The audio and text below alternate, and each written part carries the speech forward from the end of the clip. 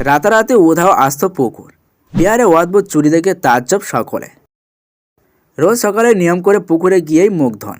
একদিন সকালে উঠে দেখলেন সেই পুকুর আর নেই। বদলে রয়েছে একটি কুঁড়ে ঘর। সিনেমা নয়, বাস্তবে ঘটেছে এমন কাণ্ড।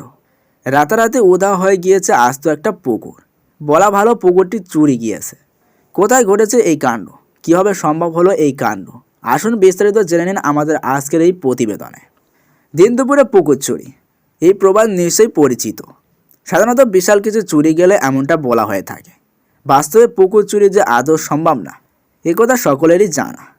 কিন্তু না, সাম্প্রতিক এক ঘটনা সেই ধারণা বদলাতে বাধ্য করবে। কারণ এখানে সত্যি সত্যি চুরি হয়েছে আস্ত একটা পুকুর, তাও আবার এক রাতে।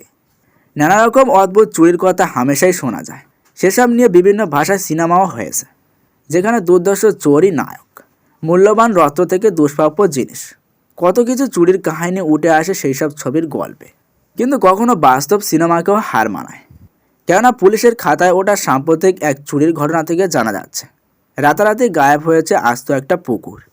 ঘটনাটি বিহারের দ্বারভাঙ্গা অঞ্চলের। সেখানকার এক পুকুর মাছ ধরা কিংবা অন্যান্য কাজে ব্যবহার করত স্থানীয় মানুষজন। জানা গিয়েছে পুকুরটি সরকারি, আলাদাভাবে কারো ব্যবহারের ক্ষেত্রে বাড়ানো ছিল না। অনেকেরই অভ্যাস ছিল সকালে উঠেই পুকুরে মুখ ধোয়ার।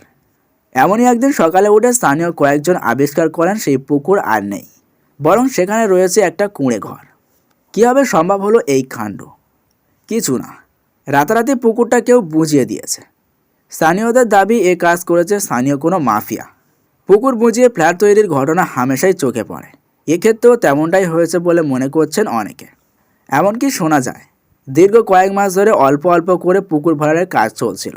এই দিন রাতে সেই কাজ শেষ করে সেখানে একটা কুঁড়ে ঘর বসিয়ে দেওয়া হয়েছে। নতুন কেউ দেখলে বুঝতে পারবে না এখানে একসময় পুকুর ছিল।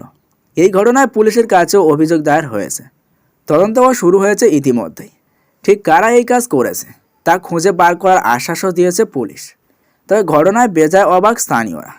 একই সঙ্গে একটা আস্ত পুকুর উধাও হয়ে যায় বেশ হতাশা প্রকাশ করেছেন অনেকেই।